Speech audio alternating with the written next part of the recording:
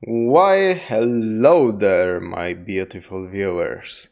We haven't seen each other in a while now. Long story short, I took a vacation. I came back, wanted to record videos like I normally do. And right when I came back from vacation and like the last 16 touch reaction that I put on my channel went live because I had content obviously prepared in advance so that while I'm on vacation it will go live. I became sick that day and I have been pretty much sick for an entire week now. I'm definitely like getting better now. Like my nose is not as stuffed and my throat is not as fucked up as it was. But if I sound a little weird, it's because I'm still sick, but I'm pretty much recovering. That was like literally the perfect timing to destroy my entire flow that I have built over the past couple of months. But that is behind us because I am back and I am coming back in full force. I am reacting to Myth-ical Soulblighter review by MandaloreGaming because I'm assuming it will tie up all of the crazy goddamn connections between Myth and Marathon, or possibly Pathway into Darkness, or who knows what, and obviously Myth 1.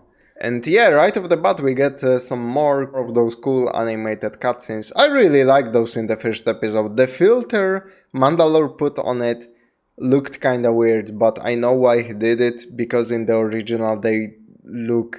like, the original cutscenes look way worse, in my opinion. Like, that filter trying to correct things, from what I've seen, is the way to go. Anyway, I don't wanna make this intro too long because obviously, you know, my first video in a while. So I'm just going to play the video and see what madness Mandalore stumbled onto this time in this bungee rabbit hole.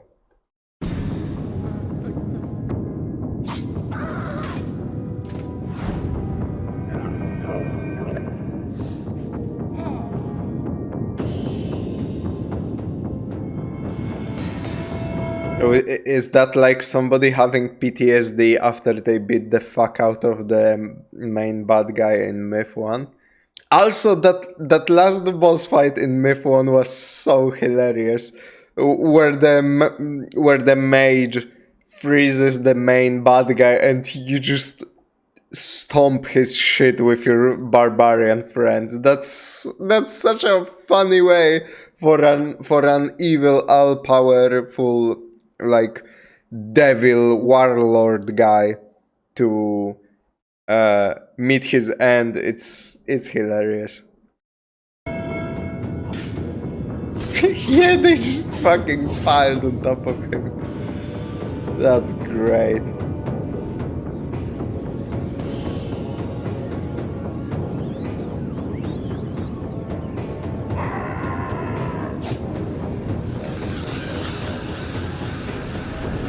Who the fuck was that guy?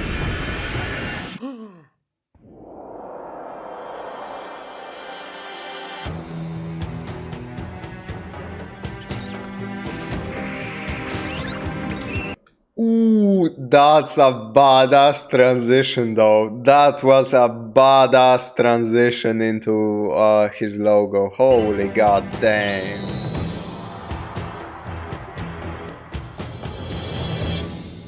It's more Myth, but bigger. To get the hard stuff out of the way, this game is much easier to set up than the Fallen Lords. You just install Myth 2, and then Project Magma over that. There are no options to check, no levels to download, do the tutorial and you're good to go. What are you doing? How do you expect to learn anything? This is handy since one was a trial to set up, including one absolutely bizarre issue. You may have noticed on some, but not all missions, the Berserkers are bigger than they should be, and it only happened while the TFL gameplay option was enabled. Did I have a weird plugin? Was there some kind of engine scaling issue? No, it turns out that someone out there really, really likes the Zerkers. And there are now clients floating around that make them bigger if TFL is enabled. I have no idea what that scene was from. honest to God. Some fan groups even had this version as their default for years unnoticed. They are supposed to be big boys, but the ride never ends trying to play this thing. You can get it to run and find out a few missions in, you have the Gachi Muchi fan edition. Anyhow, we've already gotten the recap of the So the superior version is what he's trying to say. Fallen Lords. Balor was defeated and his head tossed into the Great Devoid, or golfed into it. The manual prologue isn't too necessary this time around, since the game itself will tell you what you need to know. A 10-year-old child is talking about the end of the Great War 60 years ago. Balor may have been killed, but no one is sure what happened to Soulblighter. By most accounts, he escaped in a murder of crows and hasn't been seen since. Until the child starts seeing crows, and then Soulblighter himself, who plucks out his eyeballs. The intro also shows Ulrich, who is now king, having nightmares about the war before also encountering a crow. From the Oh yeah, so I was spot on, like he was having like literal PTSD flashbacks to that encounter. Title, you probably guessed he would be back. But it's more a question of how and why. After all, the Fallen Lords were defeated and Balor, the source of their power, was completely destroyed. Is this old-fashioned revenge, or is there something greater at play? Ulrich did go from being wizard to decapitated to king, so your mastery of dream magic in this setting gives you lots of career and retirement options. Once again, the story is told from the journal of a soldier in the Legion. He's under the command of a political climber named Kruniak. In his latest endeavor, he's wasting his soldiers' time making them investigate some grave robbing. The town is under attack! Run for your lives! Oh, so undead attack the town, and the soldiers' time is about to get a lot more interesting. Things are going to be a little different this time around, so let's start with the graphics. Coming off the back of the Fallen levels, which were remade in the Soulblighter engine, you might think that 2 would be looking largely the same, but those remakes were very faithful and they didn't add a lot of stuff that 2 had. The tutorial and the first screen in Myth 2's campaign are already showing off the improvements. You have a moving 3D object with world reflections in the river, lots of small foliage. The map has livestock and wildlife, more 3D objects, and just more detail in general. Granted, they're not the kind of improvements that are super obvious to modern eyeballs, but by just playing the game you can feel how much more intricate the maps are. Myth did have the Tane, but never an actual gigantic... I mean, yeah, I did say in... when he was showing Myth 1 gameplay, I kept saying how the textures on the ground were so, like, low quality, and there was literally nothing in the... On the battlefield, it was so empty and, like, devoid of any life, save for your units and the enemy units. It did give the game a specific vibe, but, you know, more eye candy is kinda always better. And there is a difference between eye candy and clutter, of course. Like this is definitely no clutter. You still see everything like you're supposed to be, but there is eye candy here and there to make the environment more interesting to look at, so definitely an improvement over the first one. Building as a mission. It's one of those sequels that the 90s and 2000s are full of that you don't see too often today. The budgets and teams are smaller, production hasn't ballooned to an insane degree. Is that Gothic 1 or 2? I think this is 2, right? Because he's wearing the mercenary armor? Yeah, you couldn't talk with any orcs in 1, I think. God damn, I need to replay Gothic 2 Night of the Raven. What a fucking cool ass RPG. But every time I think that to myself, I remember the absolutely god-awful combat. I really need to see Mandalore's reviews of Gothic, because Seth didn't really review Gothic. He just kinda made fun of it and told some stories about how the gameplay works, but he obviously never talked about combat or lore or anything, and he also jumped straight into 2. I assume Mandalore had a way more structured review, like this one, you know, going over the visuals, the music and sound design, gameplay, and like the story. Probably didn't focus, if I had to guess, he probably didn't focus on the story in Gothic that much, because it's a lot happens, and some of it is pretty much fucking filler, but yeah, I assume he at least talked about the combat while Seth did not. And Yeah, I gotta say, Mandalore is really growing on me. I really enjoy his reviews. They are like, they have this great structure to them. He goes into great detail, but also there is also something more overarching. He focuses in on the most important thing for that game, from what I've seen in his reviews up to now. Love that structure of his videos. They are so fucking engaging. And he has this gift to, like, he talks in a way that gets you interested in games that you never really played or bothered with, or wouldn't even bother if he wasn't talking about them. Okay, enough of sucking his cock. Let's continue with the video. They're no longer struggling with what the first game is going to be, so now the sequel has a lot of mechanical improvements. Oh man, oh that was Thief. Man, I had no fucking patience for Thief at all, but I was a dumb teenager when I first played it. I wonder if I would like legitimately have the patience to beat Thief now, as an obviously an adult, more collected in the fucking head person. Visuals, this meant a better detailed world and a better variety of environments. All the story elements have also gotten a big facelift. For example, in the briefings, instead of just a map of what's happening, the game now cycles through multiple pieces of artwork. This might not sound like a big deal, but it's timed with the already incredible music and narration. It brings the scenes even more to life having these visuals. They're an actual extra little window into the setting. Speaking of scenes, the videos that Myth 1 had were technically impressive, though currently you are stuck with the interlaced in-game ones, if those even play, or the washed-out, over-brightened remaster attempt for QuickTime. The original materials could be on a computer somewhere, but so far they haven't been found. That's not the case for the second game, and the cutscenes look awesome. Not just viewing quality-wise, but the art style is a huge improvement. Oh, so the original cutscenes were lost? I'm kinda confused by that. I don't get what he said. Like, all of that we saw in the previous video were recreations and not the originals? I mean, just compare how Soulblighter looks across the versions.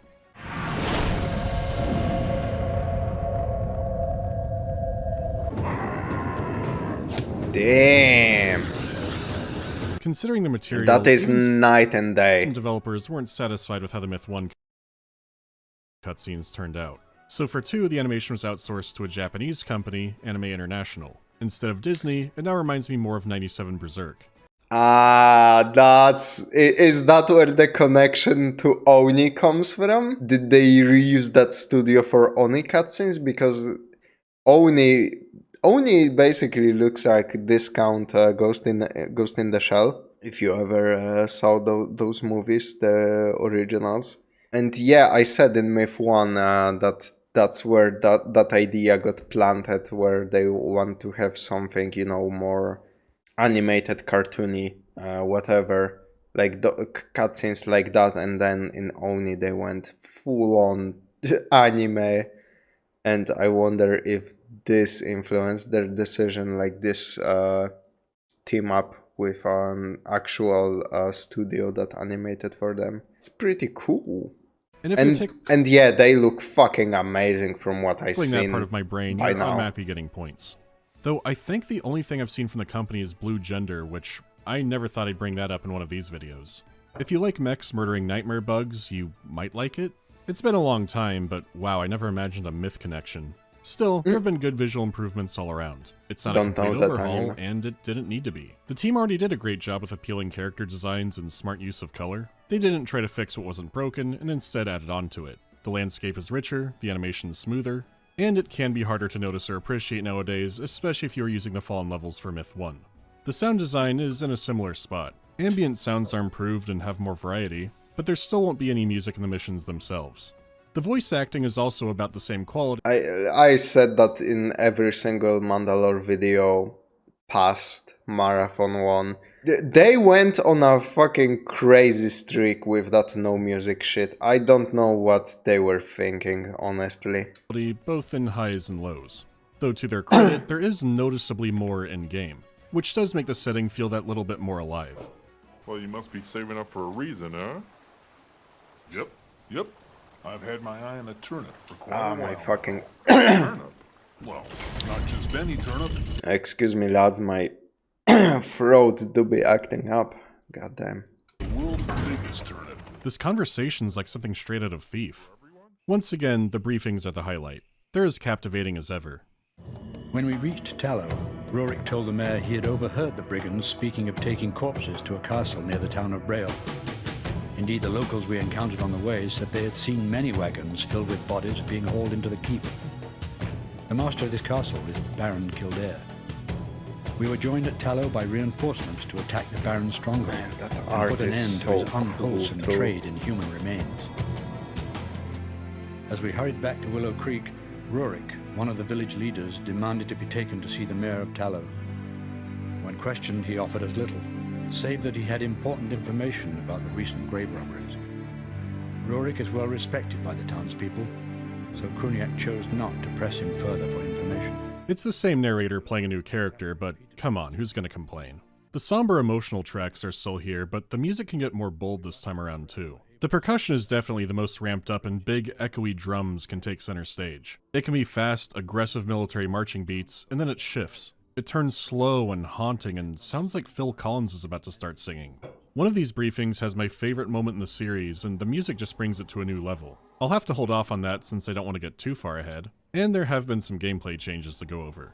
Starting off, it does have a lot you'd expect in a sequel like this, such as new units. The Light can use black-robed warlocks and mortar-wielding dwarves, along with some other additions and changes to existing units. For example, the archers in the Fallen Lords were the Firbolg. For most of the setting's history, they were an enemy of human nations. At least they were until Balor came and Kinetic smashed the moral relativity scale. They've since returned home, and all of your archers in the sequel are human, but they can now use a flaming arrow ability to set the terrain on fire. Meanwhile, the forces of evil have recruited a few more races onto their side. Some bizarre new undead have been seen as well, such as the Stygian Knights. They're completely immune to arrows as well. It's like the Shades weren't enough ancient Greek terror. The units come with updated lore bits as well, and the secret mission in the first game definitely happened. Still, while everything does look generally similar, the moment-to-moment gameplay does feel different for a few reasons. The first is AI, which seems Damn, he was fighting humans in that one. That's interesting. Ah, yeah, it's classic Bungie, like, you know, turning you against the guys you were allied with for either a sequel or the second half of the game. That's their fucking trademark. They do it in some way, like pretty much in all of their material. Halo is the most subtle because it's the flawed infected marines. You don't like straight up fight the marines ever, unless in Bungie Halos, of course. seemed pretty good throughout most of the Fallen Lords. Though, on some magical points of a map, enemies wouldn't respond or they would start looping. It's worth noting that these games have a lot of maps and modes for multiplayer, but no actual skirmish mode versus the AI. That's because the real replayability would be in multiplayer. Myth AI isn't how you think of it in most RTS games. Instead, the units are tailor-scripted for the mission and where they are in the level. Multiplayer of this game has to be fucking weird. Like, I can't imagine playing it for long periods of time, but maybe I'm wrong and this is super enjoyable to play. If you experiment, you can find areas where the enemy will run back to their designated point. You can cheese it at points, but it's what makes the campaign play so much more reactively compared to a lot of its peers. The designers knew exactly what units you in the dark would have and where you would be on the map. The AI can't fully take the wheel on its own, but for a campaign, it's great. And 2 added more variables and reactions into that mix. Chickens, attack! However, the most immediately noticeable change starting the game is accuracy. In the first mission, a dwarf feels kind of reliable. It still relies on the physics and especially elevation, and making your no troops dwarven friendly fire. Not lore accurate to most dwarves in fantasy then. veterans is still always helpful, but it feels infinitely less frustrating this time around. The dwarf explosions feel better controlled, and you can take some risks at close range. Now, you can absolutely still vaporize your own guys by accident. A chance of a whiff is still in play, and sometimes making an attack is just a bad call. But you don't have the frustration of constantly exploding yourself like the first game, even if you put yourself in a good position. Not feeling as compelled to save scum is good, and it gave me options I would have never tried to pull off in the Fallen Lords. That's not to say the game is easy, because some of these missions are still hard as hell. One has you return to Covenant to retrieve the Total Codex from the rebuilt Great Library. This one can be a doozy on normal, but man. The Library on Legendary is a sadistic mission. The game hasn't been dumbed down, there are still plenty of spankings that await you, though the campaign comes across as an overall more fair challenge. The difficulty settings still scale everything the same way, except for one mission. On normal, you'll find a bald hilltop for your troops to fight from, but on legendary, it's covered in trees and not really viable. The environment changing from difficulty again reminds me of Thief, and with how the AI works, who knows how long this took to alter. The difference between normal and legendary in this series can already make the missions feel like a different game. But even if there aren't any other subtleties like this in the game, this example is still very unique to the genre. Usually you would expect more and deadlier enemy units, which this game does too, or just have the AI cheat beyond all belief. So it's cool the classic. Oh my god, fighting games are the fucking worst when it comes to this. Motherfuckers just reading my fucking controller inputs and doing perfect counters to whether I go low or high. So fucking infuriating, man. Holy goddamn, I hate when the computer cheats on higher difficulties. Not to mention, in most real-time strategy games, the computer always knows where your base is and where your units are, and you don't. You need to reveal them by sending scouts or something, which is also so ass. And that's why real-time strategy games are best enjoyed against other players who will inevitably fuck up just like you, and you can laugh at each other. On top of what was already a lot of innovation. The workload for that kind of feature does mean it not catching on made sense, but the ambition on display, even with a little thing like that, keeps surprising and impressing me. Anyhow, formations are snappier, how groups of units engage feels a little different, but these are the highlights to see in the campaign. I should get on that, but was there anything I forgot? Oh yeah! Fun fact about this game that some people confuse with the Fallen Lords. When Myth 2 was on the way to stores, a third-party translator found a major bug in the installer. If the game was installed somewhere other than the default path and then uninstalled, it could delete folders and files around it.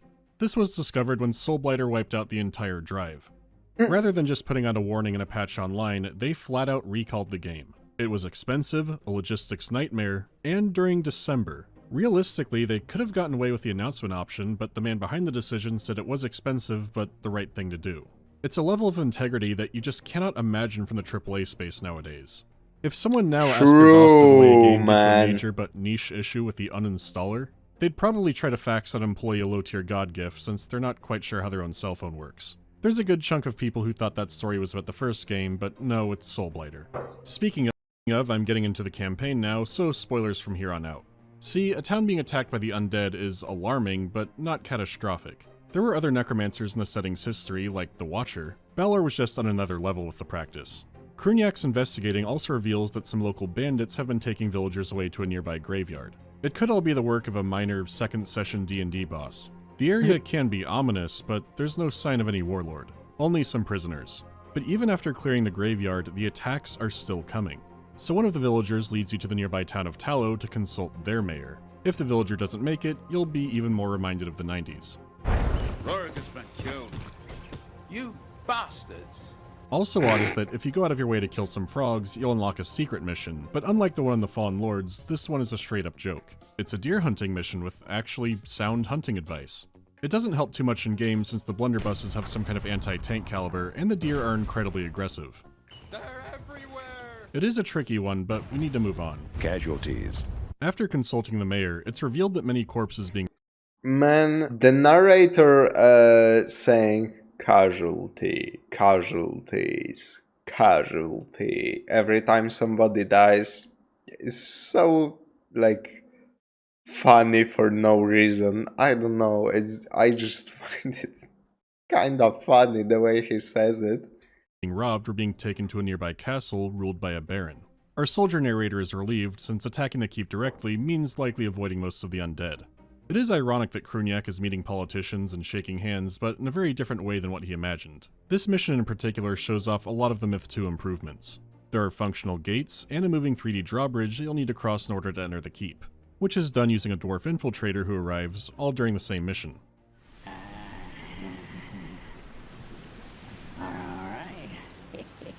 You're using the enhanced terrain features, you're encountering the new units. It may look similar, but the gameplay improvements are really noticeable. Though compared to the Fallen Lords at this point, the story isn't drawing me in as much.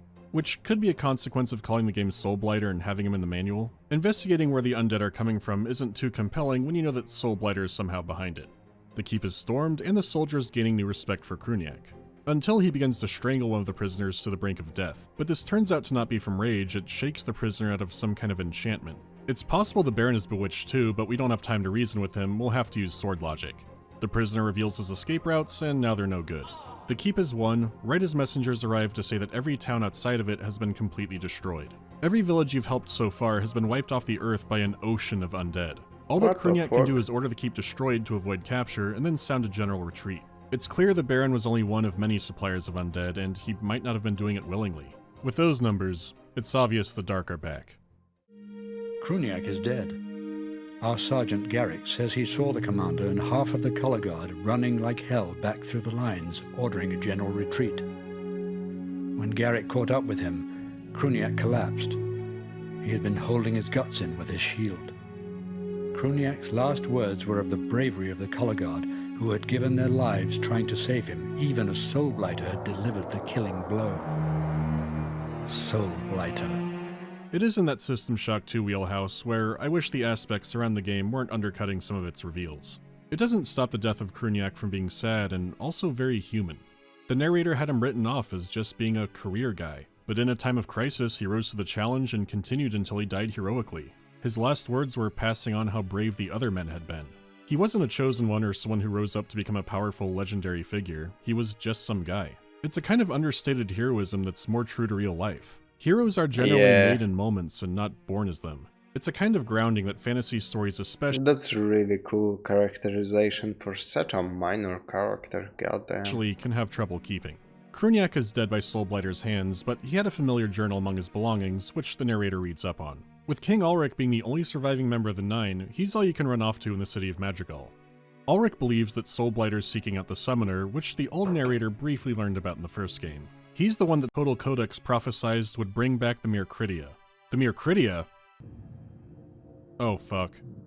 I mean, Balor was Live Leak Sauron, and even he hated thinking about them. Soulblighter wouldn't dream of trying this if he was still alive. What is the plan here? Is he stupid? Well, the 7th Legion is sent that picture and just... Is he stupid? to the library to check out the Total Codex and slow down Soulblighter's progress, with all the joy that comes with that. Weeks pass and Soulblighter has ravaged hundreds of miles, destroying several major cities. Ulrich and the Legion receive a message from a survivor whose eyes were gouged out by a withering, grotesque woman. She said to him, "Tell Ulrich his nightmare has just begun." Disturbed, he sends the Legion north to recruit while he hangs back in Madrigal to make sure everyone evacuates safely. This plan gets one hell of a complication. Casualties. What the fuck is Casualty. A swarm of creatures is attacking the capital, and they are absolute monsters in melee. Even if you're trying to play carefully, and with Ulrich's dream magic, their sheer brutality will rip your forces apart if you make a mistake. Plus, you know how Myth is. It's a vicious fight, and Ulrich and the survivors barely escape into the harbor. Then out comes the woman. It's Shiver. Didn't she die in that... duel? Well, the exact wording was, she fell, but regardless, death only seems to be a temporary setback for users of advanced dream magic. When the dead speak, you should listen. Except that Ulrich thinks whatever trick the Head told the Nine before to defeat her won't work again. The Head hasn't been seen since the end of the Great War anyways, and who knows what he's up to. Our deepest fears have been realized. Soulblighter has found the Summoner, and through him has unleashed the Myr-Critia on the world. The Myr-Critia are officially back. Wait, these are the Myr-Critia? They're ferocious, but they're just big bat people. Even the Trow seemed more terrifying. Off-screen ancient evils get tricky when you show them. It's not the first game to do this, and definitely won't be the last. That's true.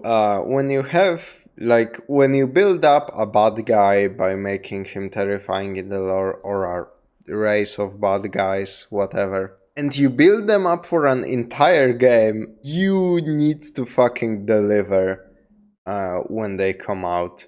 All I can think of is the Flood get built up in Halo gradually, where they came from, what they are, whatever. That's partially explained, but when you finish Halo 1 and you are going into Halo 2, you still have some questions, And then they bring out the fucking Gravemind and you're like, holy shit, the flood is more terrifying than I have ever imagined.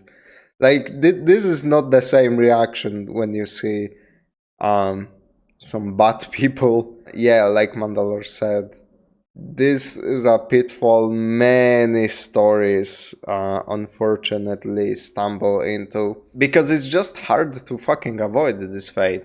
And as an evil fantasy creature, they aren't a bad design and do look deadly. The issue is they're mythologized to where only a demigod could take them down. And while Ulrich is clearly the best at it, your other soldiers can survive them. Their strength was as a storytelling device that added flavor to the world and a lot of mystery and depth to its main villain. The writing was so good at powering your imagination of them that, let's be honest, no unit in a 1998 RTS game would do them justice. Playing the game, their reveal and how tough they are does feel appropriate, but my brain can't fully accept they're the beings that made this, even when they show it to me in-game. I think invoking them to make Soulblighter a bigger threat was the right choice, but they were already doing that. They're also introduced so suddenly you might just think they're another new evil race and not the mere Krydia. Hell, the reason one of them is the first thing you see in the Fallen Lords video is because I figured no one would think this is the ancient evil. They're cool on their own, I get why they did this, but I hope you see where I'm coming from. Besides, after a massive invasion at the rendezvous point, things start getting interesting. Capturing this location will keep Shiver held back, but the rest of the forces are out on a quest. Soulblighter is alive, Shiver is still alive or resurrected, so killing Balor didn't destroy the Fallen, only their armies. Others could still be alive, like the Deceiver, who you saw turn on Allied forces in the Great War. Ulrich wants to find the Deceiver. Maybe he'll hate Shiver and Soulblighter more than us and we can recruit him. Recruit the Deceiver. He makes the snake from Stronghold seem subtle. Trust me. Wasn't the Deceiver killed at the end of the Great War? Aye, but he's a fallen lord after all. Through the magic of the dreams. It takes a while to properly get on the trail, but one of the journeymen in the Legion was there at the fight where he was defeated. He's frozen in stasis beneath a river with only enough power to keep himself alive. He did have a powerful scepter artifact, so by finding it and returning it to him during the reviving process, this might fully restore him. As long as we get the incantation right. Well, recite them. Look, I ken the words. Now get moving! The journeyman has high hopes for this plan because not only did Shiver and the Watcher hate him, but all of the Fallen Lords hated him.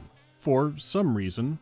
The frozen river is crawling with his warlock buddies who will happily blast you and the dark, because Soulblighter is also there to recruit him or kill him, so you maneuver around, trying to lure the dark into these LARPing flat cannons. Is this all worth it for a clear villain named the Deceiver?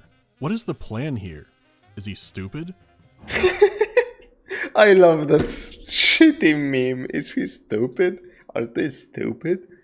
I just wanna say, I mean, what else they are supposed to do? They live in a world where you cut down the evil overlord and he fucking respawns like 3 weeks later with his entire army. Like, fuck it. They are fucked anyway, so they might as well try this. Kleinbeek, Veratus, Nictu?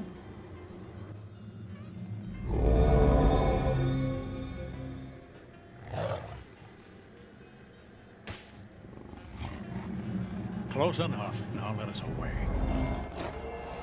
Sunday, February 1st, the 12 Duns, south of Close enough. What a fucking guy. Rionen.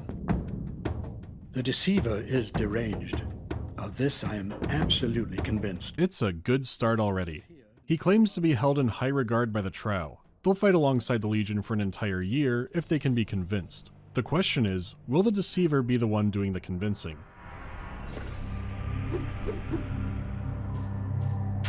No, we're gonna play Life or Death Capture the Flag. Actually, there are two cool things happening here. For one, a capture point mission is more like something you would play in multiplayer, so it feels different than anything you've played so far, and it adds some depth to the Trow. You've only seen small hints of their old civilization, and in the Fallen Lords, you fought them through rivers of blood and rust. At first they seem like giant evil brutes, but there is more to them. Even if you're finding that out through a Capture the Flag game that the Gulls are cheering on. The Trow have joined the team, and while they all head down to the captured fort, they learn that Shiver has already destroyed it. Change of plans, the king wants the Legion to head to Mirthemni, which was where Connaught ruled from. It's not clear why, but you have Trow and they're good at banishing the evil ones.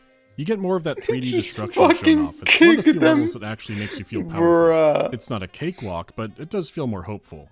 Ulrich reveals the mission is to go beneath the city and find the Ibis crown. The old empire will be restored with himself as emperor.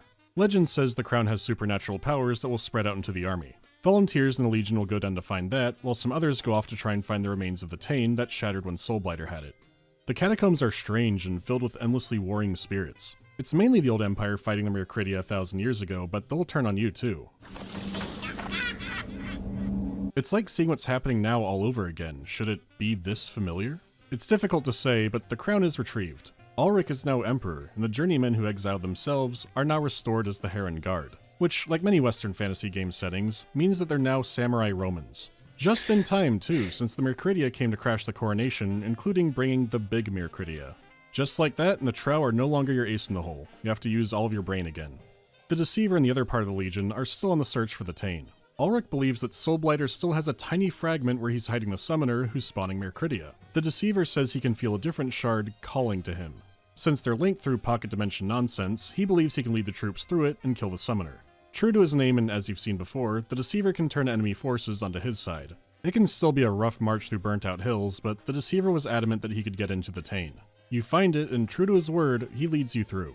Even being able to mind control the Myr-Krydia, it's still an oppressive fight. Plus, all the old safeguards are still there. Luckily, the Deceiver finds an item that lets him absorb all the lightning. Past that, heal up your forces, and there he is, the Summoner. You dare threaten me? Here? Okay then. The Summoner is a pain in the ass to fight. Beyond teleporting more bat people in, he'll teleport your guys outside the lightning traps. God's sake, then you come back down and... oh, fuck you and your sparkles. You've got to wrangle the little freak and... I fucking hate enemies who can displace you and teleport at the same time. That's so annoying, man. oh, finally. Man, that explosion was risky. So, no more Summoner. You were certainly no Kurgan. Myth games do leave some things open, but the Summoner has always felt odd. The Codex prophesies that one day a man will resurrect the Myr-Krydia, and there he is, and now he's dead. Again, this goes back to the Myr-Krydia are strongest off-screen. One day someone will show up and bring this monstrously evil race back is something that makes the total Codex itself a little frightening. It can tell the future, Doom included. Delivering on him, and he's just some guy. He's a conveniently established reason to bring them back. The narrator even says he has no clue how Soulblighter found him. The narrator is usually used effectively for what details don't matter. He can build intrigue or open possibilities, but with the Summoner, it feels too undercooked. The dude is just too important to shrug at it like this. We have no clue what his relationship to Soulblighter was. Still, he's resurrecting the Myr-Krydia, and Balor didn't want to do that even if he could, and Soulblighter obviously couldn't. He's also having to do it in the Tain next to the big skull pile, which there could be Myr-Krydia skulls in there, and that implies that's how he's doing it. But he is called the Summoner and not the Resurrector, so maybe he just needs their essence or whatever's attached to the pile in order to bring them back. It might be possible that a more powerful being could simply will them into existence. But enough of that for now. The Deceiver teleports you out, and directly into Soulblighter's camp. The narrator realizes he's done this of his own volition and it might get them all killed. The Emperor won't come save them, he doesn't even know where they are. Everyone, including the Deceiver, are captured. The other prisoners say that Shiver has completely destroyed the Western lands. Now they're all imprisoned and tortured by a shade named Fellet.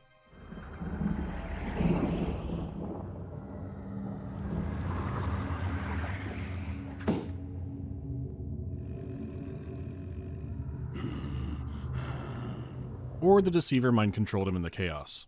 It's a massive prison break, with the prisoners having to help out each other and then free the Deceiver who has his own special containment chamber. By now you should understand no whack-ass crystal prison can hold this man. But this group can't take Soulblighter in combat. And by what clever ruse will you defeat me, Myrdred? Will you hide in my chamber pot? Take this! Oh, that item actually absorbed the lightning. Yeah, later. I have always wanted one of these.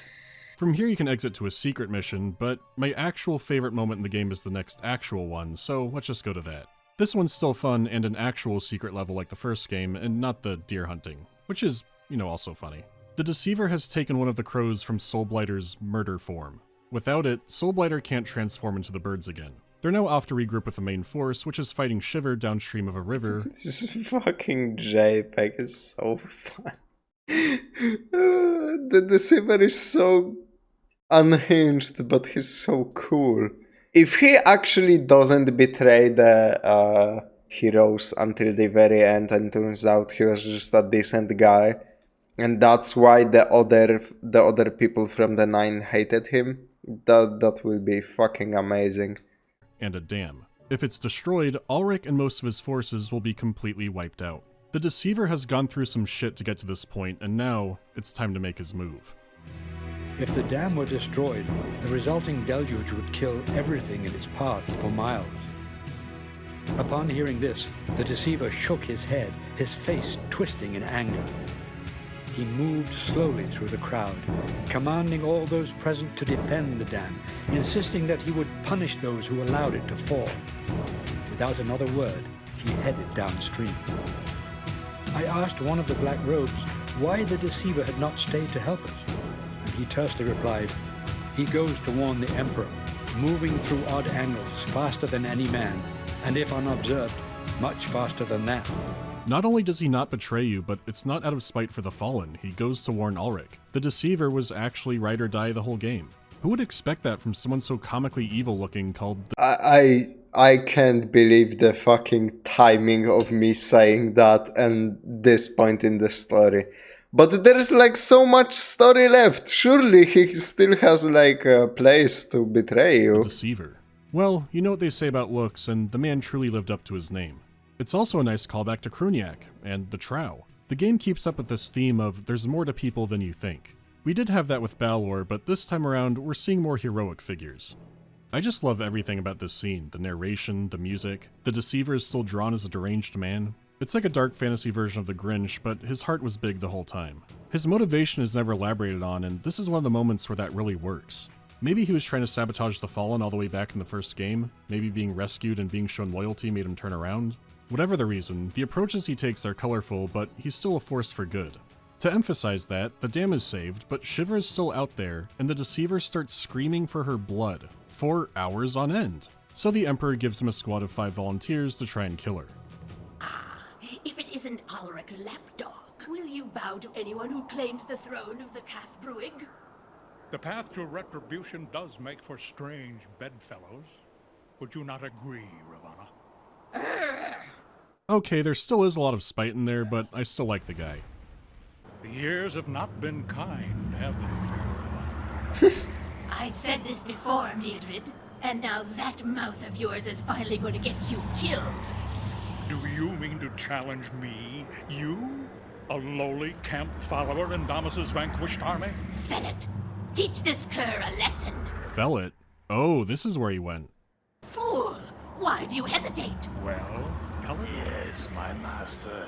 What?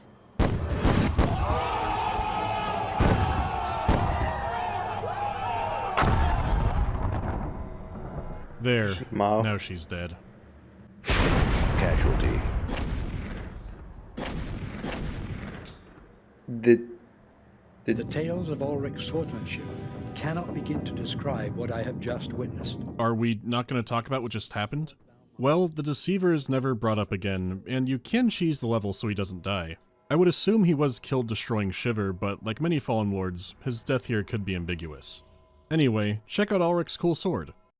There is no way that's how his story ends. What the fuck? What? What? God damn, motherfucking Bungie was really set to you know, overturn all of your expectations playing the game. What the fuck was that? Soulblighter is caught near the Cloudspine Mountains, actually near the volcano that erupted in the first game. When you get to him, Soulblighter chastises Ulrich for sacrificing loyal men for his own glory. What would you know of loyalty? The way you say it is only a word. You will never succeed. You will never stop me.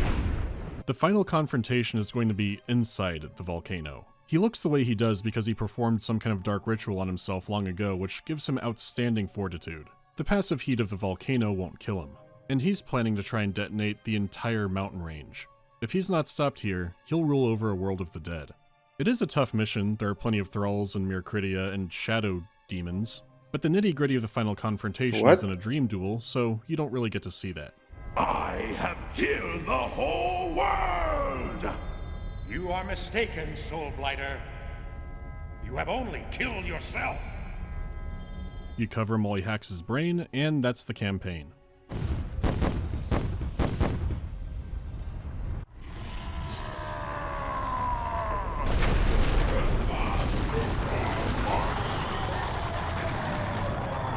Damn, that's metal.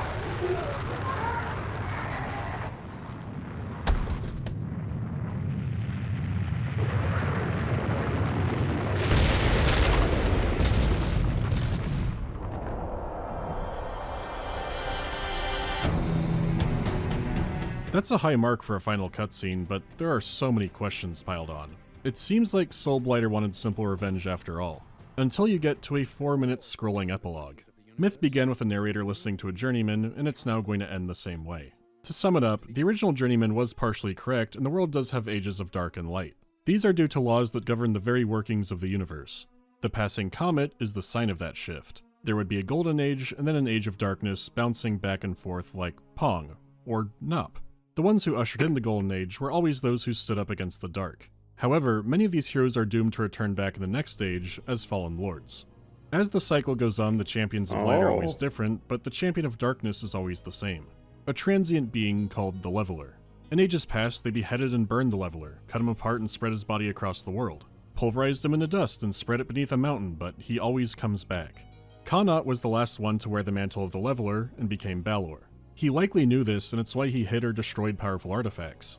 Knowing he would return as the Leveler, he didn't want to have an advantage and also wanted to give the Sight of Light a chance.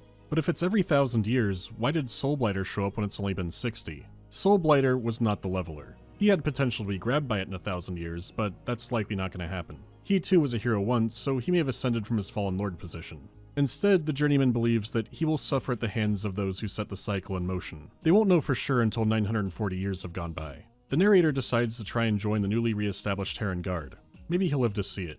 Though in all likelihood, Ulrich is well positioned to be the next Leveler. Okay, this is some Hasbro clue shit right here, so let's break it down. What the comet could be is unclear, but there could be a call forward in Marathon too. There is a rogue star that has been passing through our galaxy for nearly a millennia. We will meet it in one of the great voids between the spiral arms. Probably not, but you never know with Bungie. I don't think it's directly connected to Marathon in a way like, here's where all the missing heads from Hangar 96 went. I don't think it's a metaphor retelling or some planet in the Marathon galaxy. It's not as intertwined as Pathways, but there are similar themes.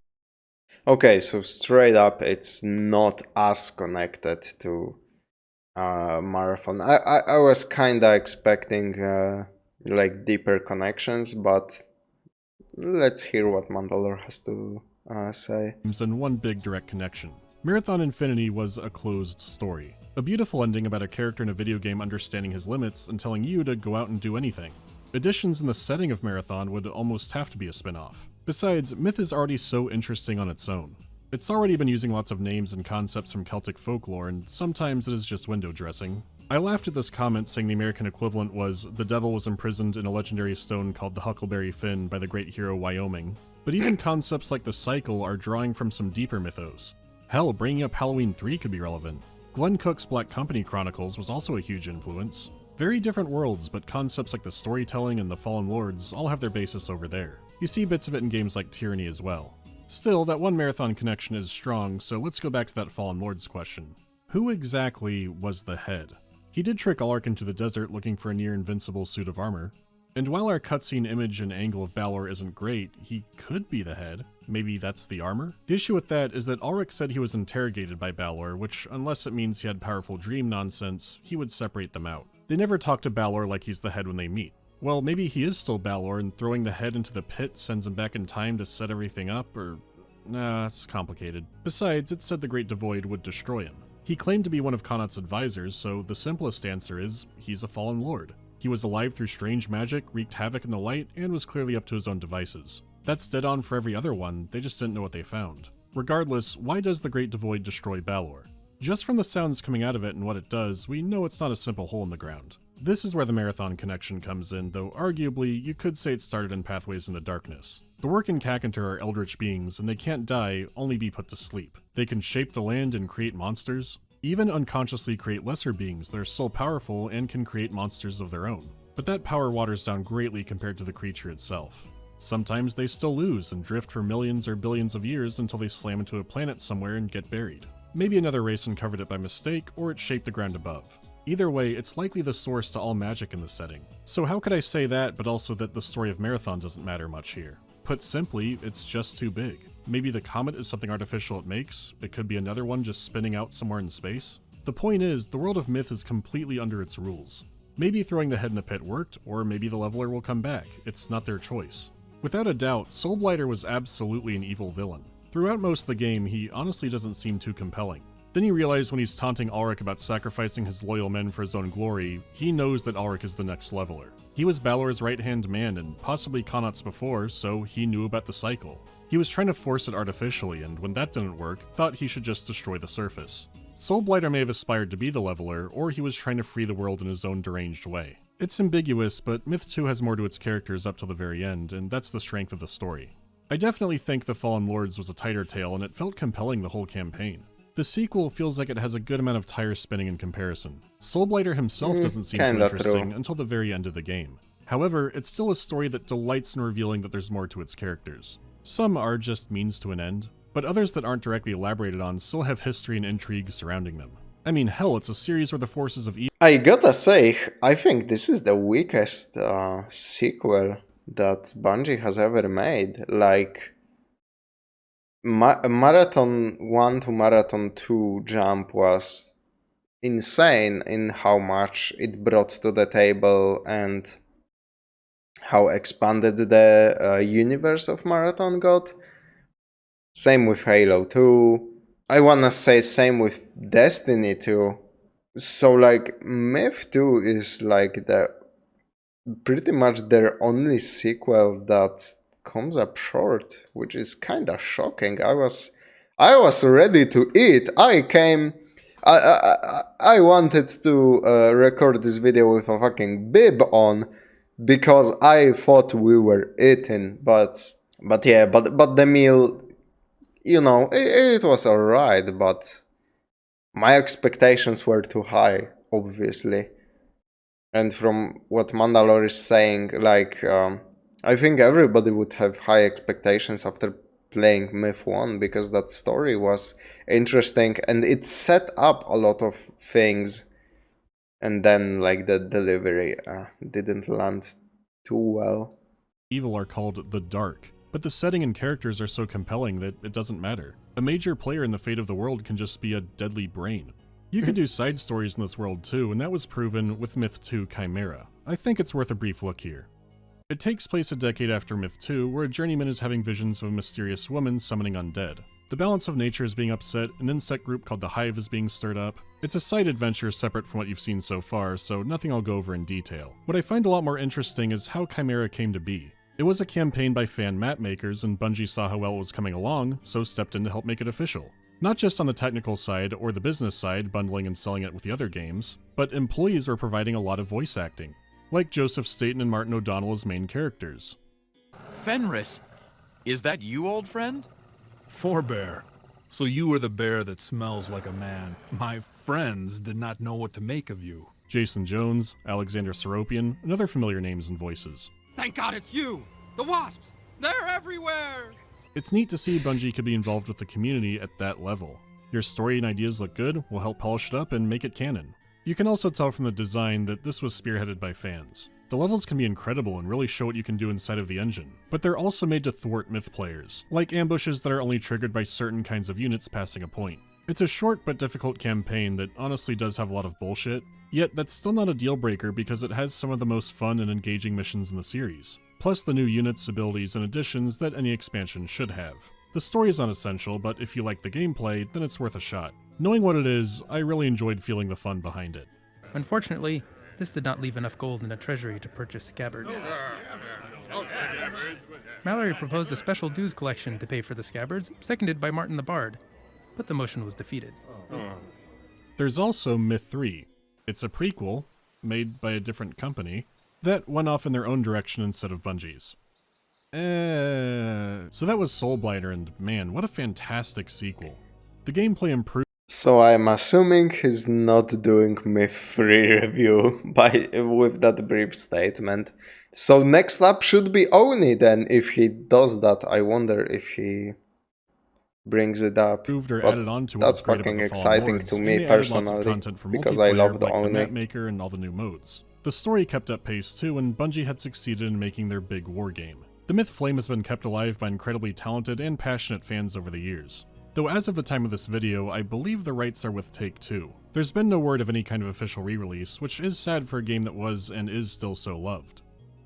Still, at this point the hits with Bungie kept on coming. First the Dungeon Crawler turned into a trilogy of innovative sci-fi FPS games, and then a series of big violent fantasy RTS games based on physics like nothing else that came before it. But even as Myth 2 was wrapping up, an idea for a marathon successor had been bouncing around. This became Halo, and every Bungie Halo has the Siege of Madrigal track from Myth. The first one ever is an assault on the control room.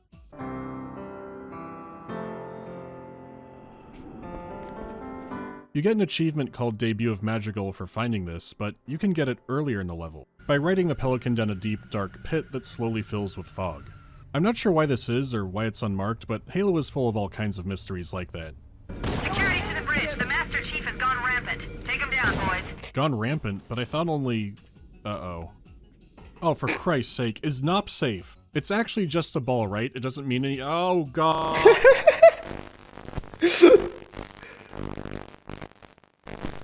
I saw the Oni logo! I saw it, man! Yup, there it was.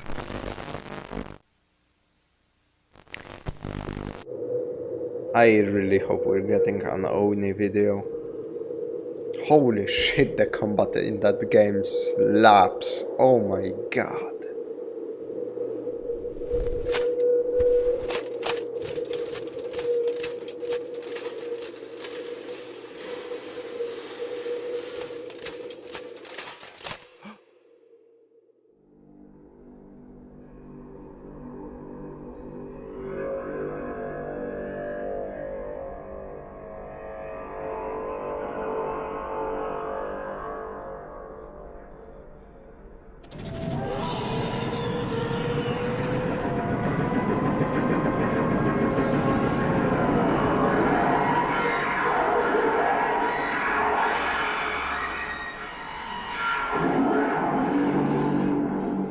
Well, that's a cool ass animation.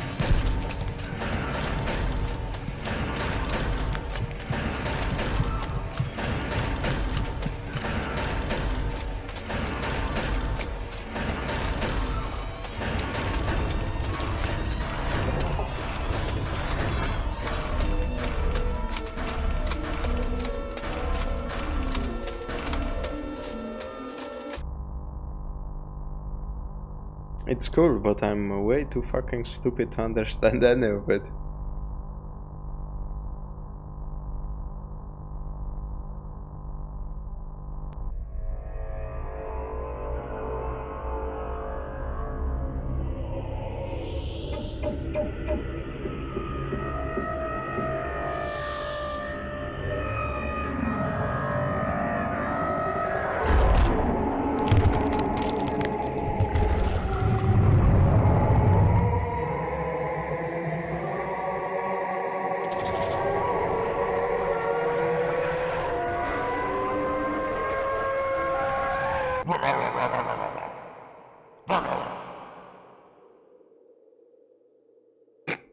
Hand over your pancreas.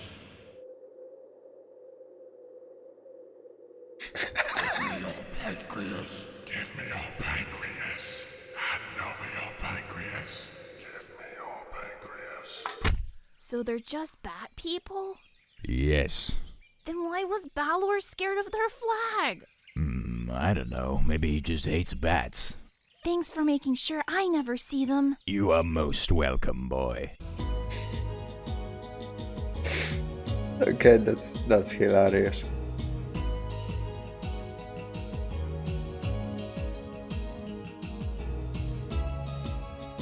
I die and get sent to hell. What game do I play for all of eternity as punishment? I'm just gonna skimp over those questions. League of Legends. What genre did I like more when I was younger, but not so much? I know they still make pretty good ones now, and a few weeks ago they were fun when I picked them. Will there be a big Bungie lore video? Well, thanks to the magic of live service games, I can't actually play all the Destiny stuff that came out. This would also mean me having to play a lot of Destiny. I don't know if I'm ready for that. Does playing through Myth-ical and Marathon make me appreciate Halo more or less? I mean, now that it's all fresh in my head, definitely more.